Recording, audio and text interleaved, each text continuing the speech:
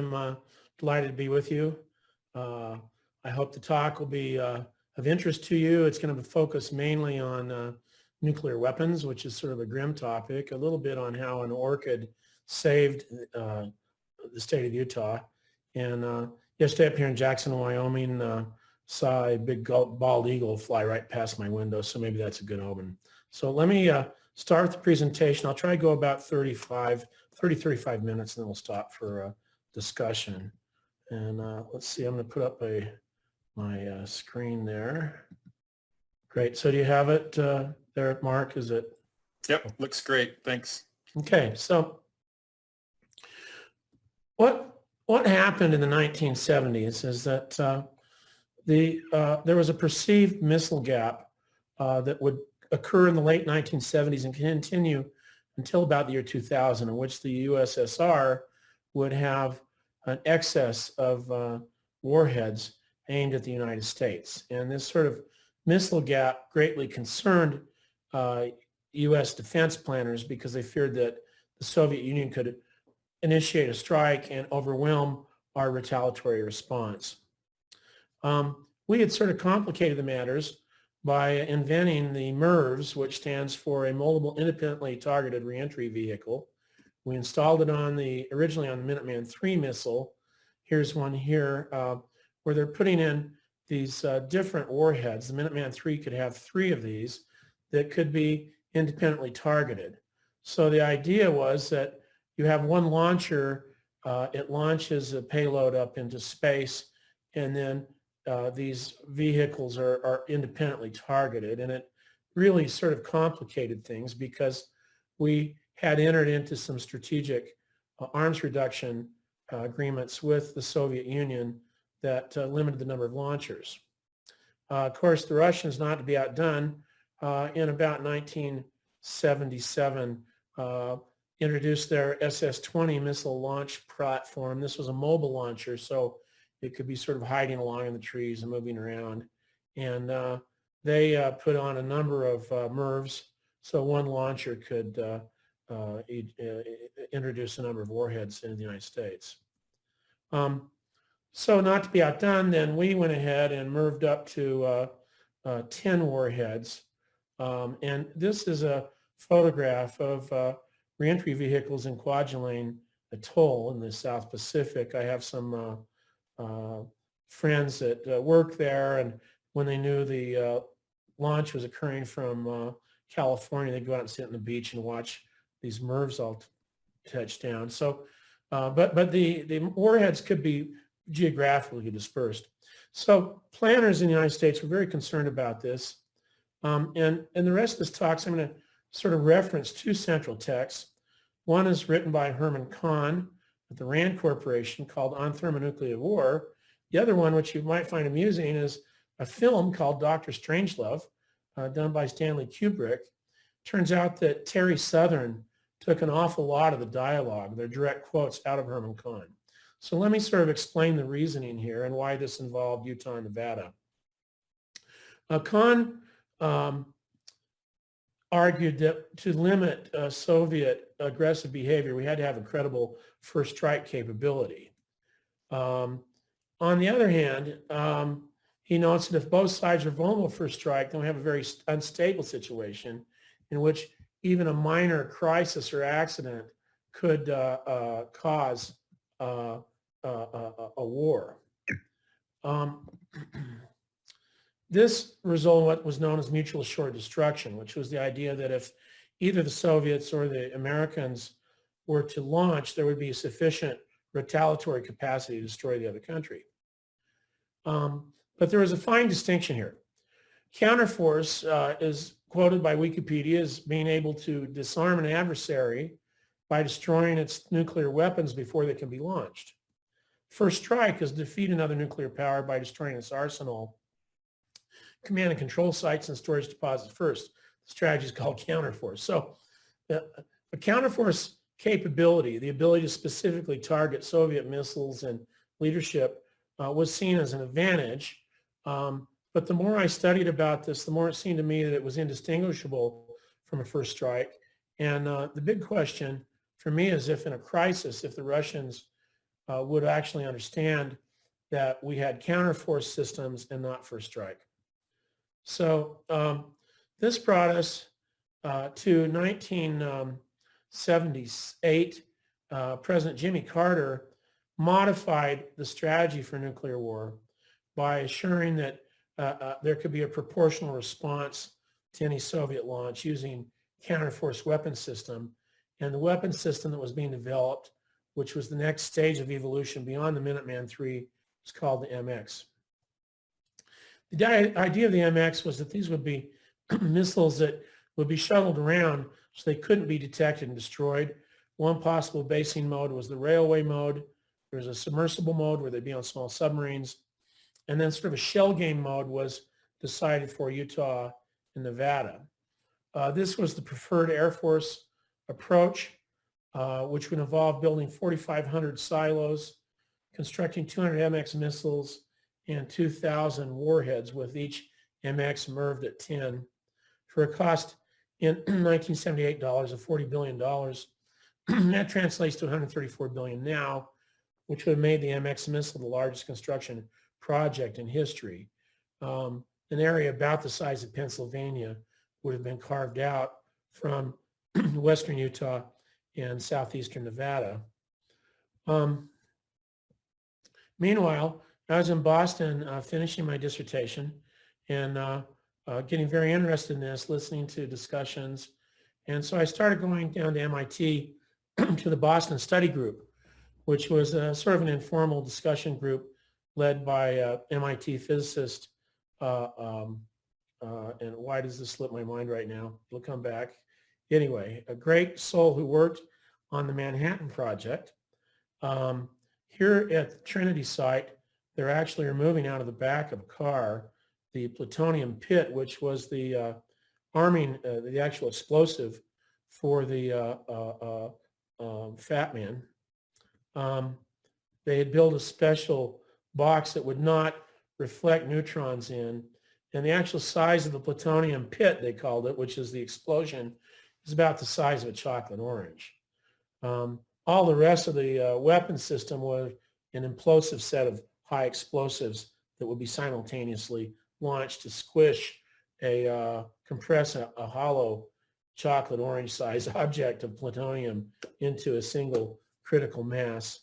That was what was tested at the Trinity site. Philip Morrison, sorry, that is a photograph of Philip Morrison.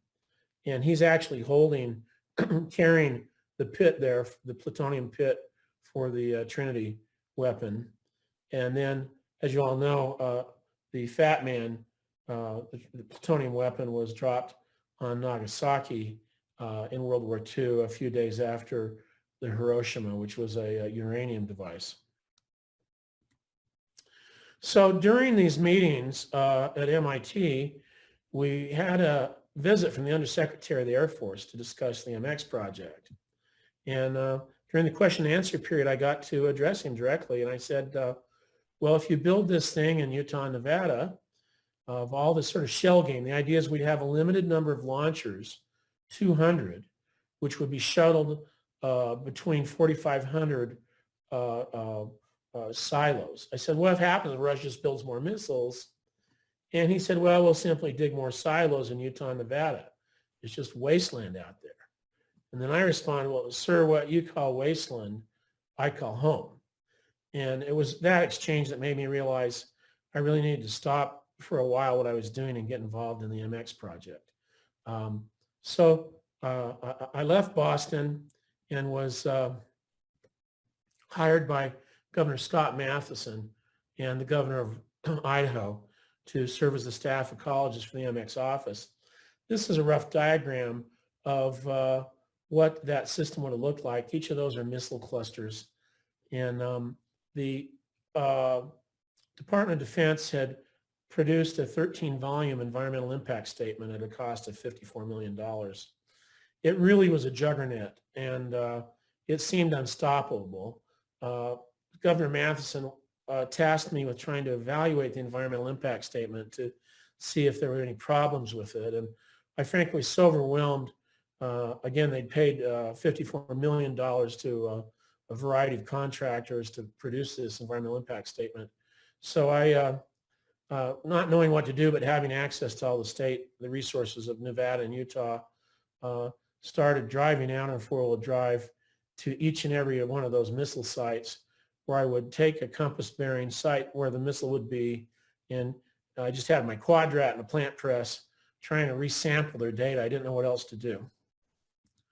There was a lot of citizen involvement. While I was part technically of the government and therefore not able to speak to the press or have any profile, instead I supported Governor Matheson. We had some great citizens in Utah who shared my concern. This was Edwin Brown Firmage, who was a law professor, University of Utah. He said, for many years, a professor of international law, I consider the problem of nuclear weaponry as a Mormon. I have a strong feel for this land, that we have stewardship over the land and its people, our own selves, our own lives, to intentionally build a weapon, base a weapon that in the event of nuclear war, virtually every Soviet warhead would be aimed for the Great Base in the West, seemed dubious at best, cold-blooded, immoral at worst. So he and a group up in the University of Utah started sort of a public response. He was a great grandson of Brigham Young and grandson of a prominent leader of the Church of Jesus Christ of Latter-day Saints called Hugh B. Brown, and he began conferring with church leaders. Another real key citizen was Cecil Garland, who was a rancher in Calao, Utah, which is about a 3.5, 4-hour drive out in the West Desert from Salt Lake City. He said, well, I first heard about Amex coming here. It was on the radio. We heard that. I said to my wife, even before they announced it, I says, they're going to build that thing right here. Now, Garland was really interesting because he had a deep feel, as many ranchers do, for the sanctity of the land. And he was so concerned that he actually bought himself a ticket to Russia. And in December, I think, of 1980, spent most of the month in Moscow. He'd walk around. He visited the various government people.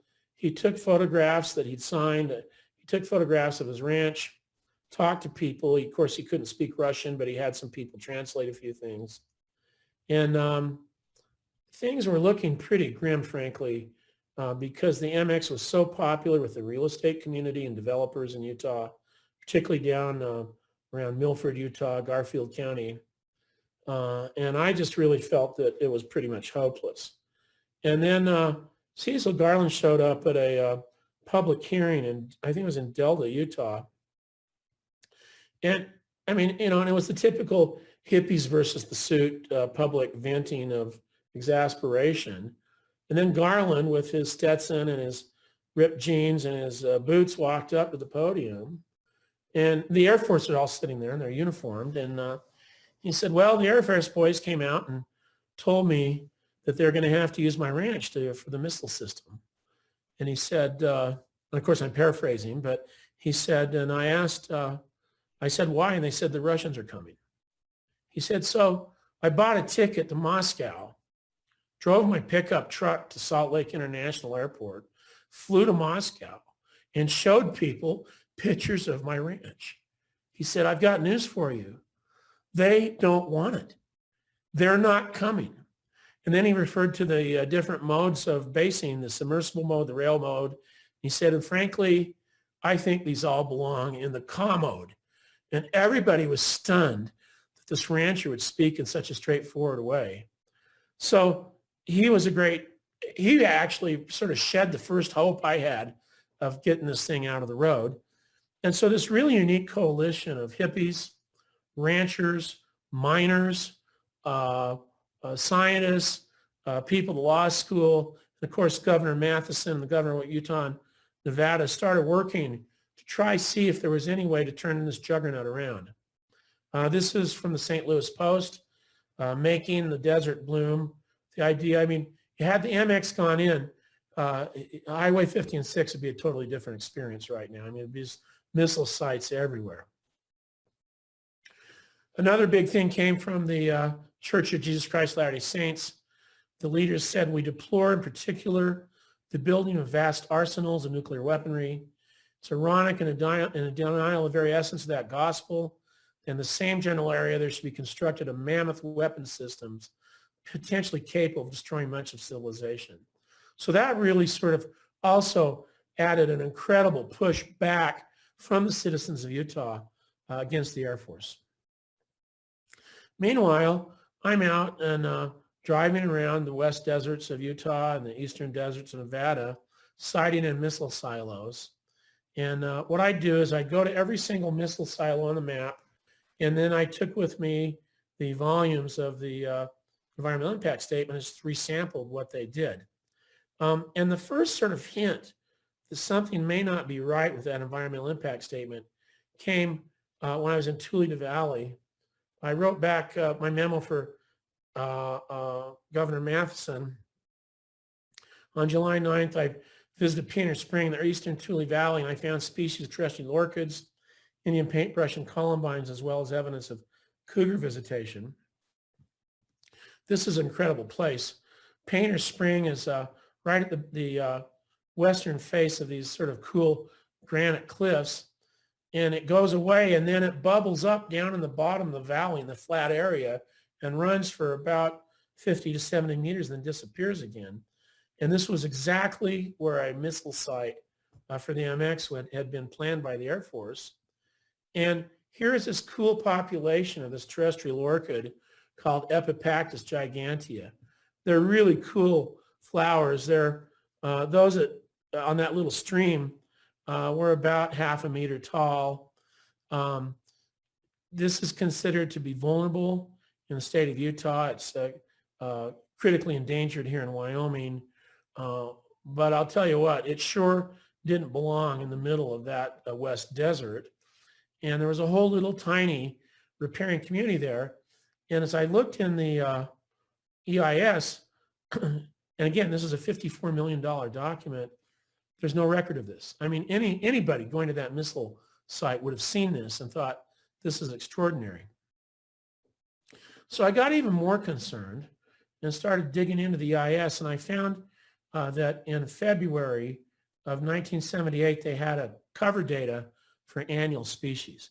Cover is basically sort of the shadow that a plant casts on the ground by species. It gives you a rough idea of productivity. And they had very precise data on cover data.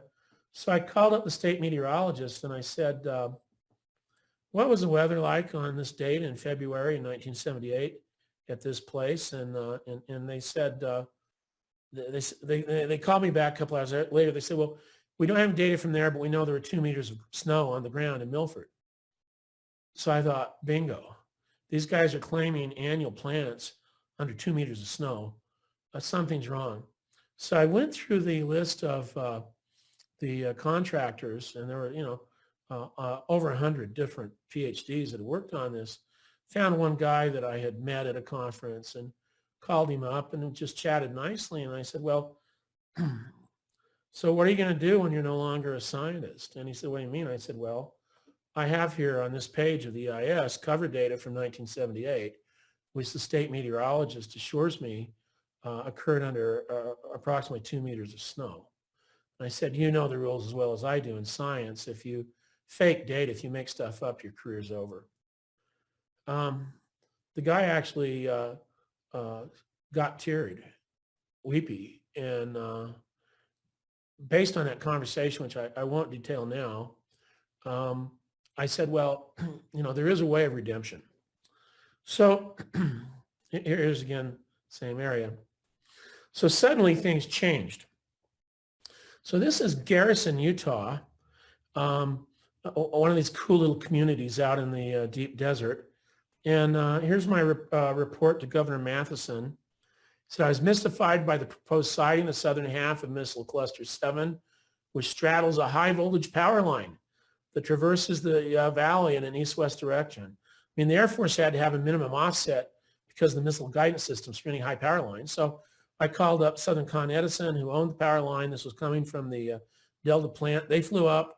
I said, you're going to have to move this power line and, in fact, get rid of it. The location of this power line is not even shown on the Air Force maps. Missile Cluster 11 also severely impacts the Robinson Ranch.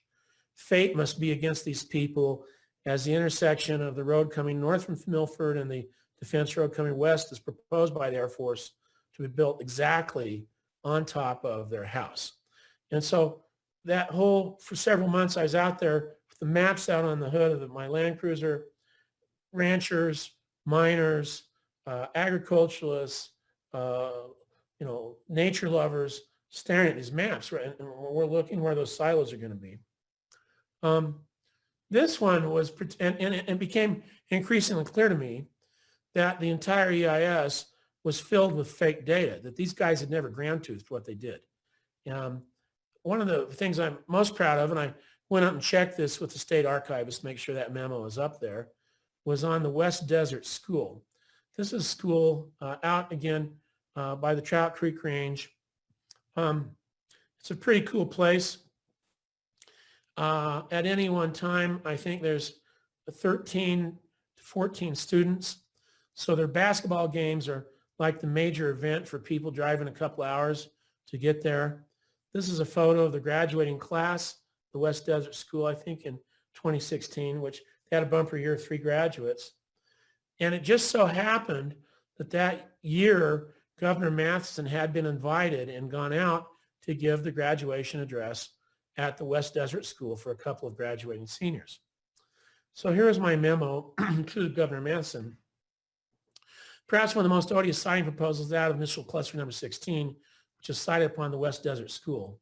Cluster site 16.5 appears to be placed directly on top of the school building. This will no doubt add to their appreciation for the nation's commitment to defense. However, for the purpose of safety and the school children, and with respect to tremendous distance which children bus to the school, I suggest that all of Cluster 11 south of the CMF be completely eliminated.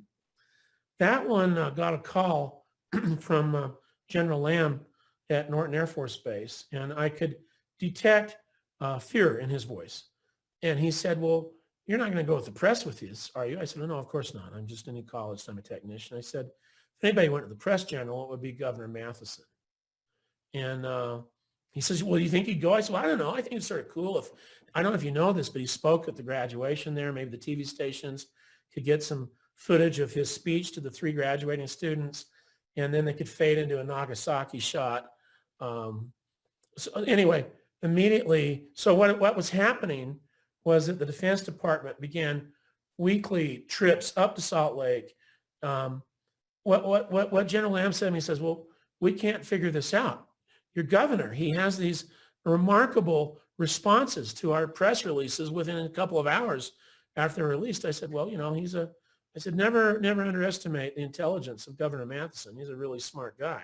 He wears cowboy hat and boots, but don't underestimate him.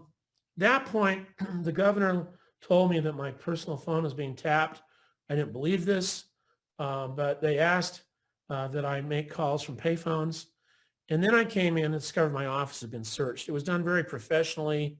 I'd seen the same James Bond films you have seen, so I had a little hair across a drawer and a little pencil pointing a certain word on it, So, and I did this every night. I said a couple of things. And I came in, all the little tells were gone. So I had a full-time major assigned to me from the Air Force, a very nice guy. And I called him in. I said, Michael, I said, I know we're on different sides of this issue, but I just want to let you know how grateful I am that you're, by oath, going to protect my constitutional rights. And he said, well, what do you mean? I said, well, like the Fourth Amendment against unreasonable searches. And he said, who told you? I said, Michael, what do you mean? He said, I was ordered by the Pentagon to search your office. He said, we cannot figure out how you're getting these Air Force documents before we even see them from the contractor on the EIS. And the governor is producing these responses within a couple of hours of our press releases.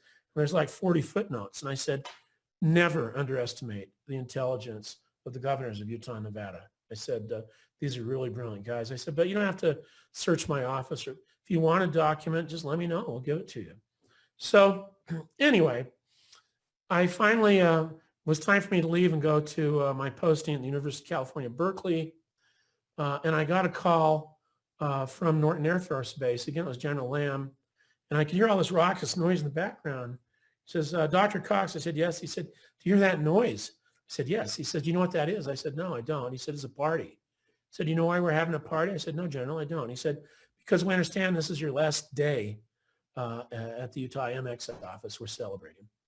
Well, what happened was I got a letter from General Lamb a month later in Berkeley thanking me because based on our analysis, that environmental impact statement, they decided the entire statement was fraudulent.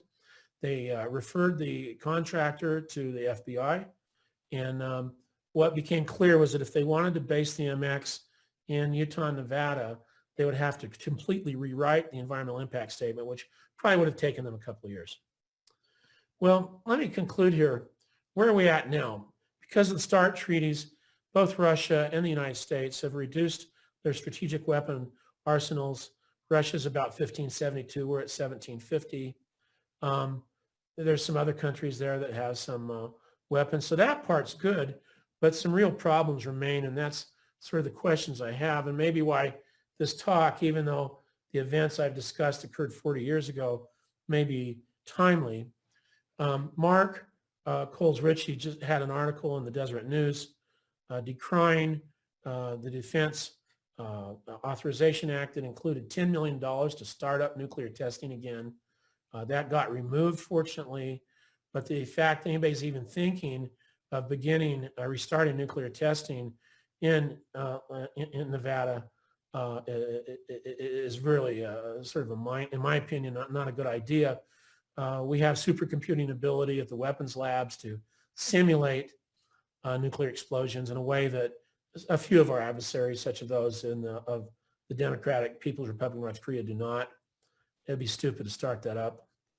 Well, there's been some new technologies of hypersonic weapons touted by Vladimir Putin, which we're also involved in. The current administration has sought to place tactical nuclear weapons on cruise missiles. I see both of these as deeply destabilizing to the strategic balance. And the real question I have is, in this post-Cold War environment, can we somehow change this idea of mutual or ensured destruction, whether by intent or accident, to what people have called mutual or assured stability? Can we figure out a way to use nuclear weapons so we don't mess up the deserts of Utah and Nevada, we don't build these mindless first strike weapon systems, but we find a way to assure our adversaries of our intent to deter any sort of detonation of a nuclear weapon on U.S. soil or with our allies, but we do so in a way that we assure their own security and stability as well.